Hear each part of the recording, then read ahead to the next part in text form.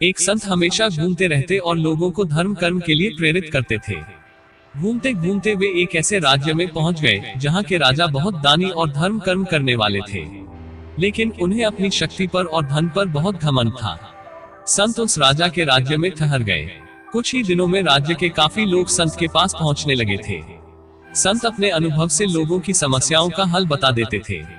उनके उपदेश सुनने के लिए लोगों की भीड़ लगने लगी थी। जब ये बात राजा को मालूम हुई तो उसने संत को अपने महल में भोजन के आमंत्रित किया।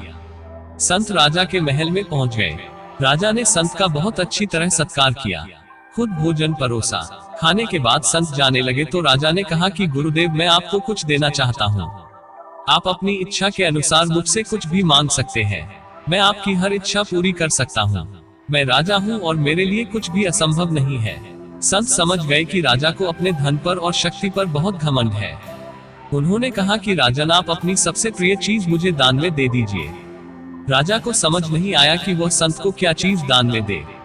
उसने सोने के सिक्कों से संत का कमंडल भर दिया। संत ने कहा कि राजन, मुझे धन नहीं चाहिए, मुझे पैसों का लालच नहीं है, आप मुझे अपना अहंकार दे दीजिए। घमंड एक ऐसी बुराई है जिससे हमारे सभी गुणों का महत्व खत्म हो जाता है। इस बुराई की वजह से आपके भी सारे गुण महत्वहीन हो जाते हैं। राजा को घमंड से बचना चाहिए।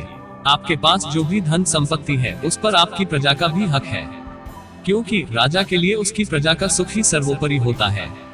अपनी प्रजा की सेवा निस्वार्थ भाव से करे, तभी राजा का धर्म पूरा होगा। राजा को संत की बात समझ और उसने घमंड छोड़ने का संकल्प लिया।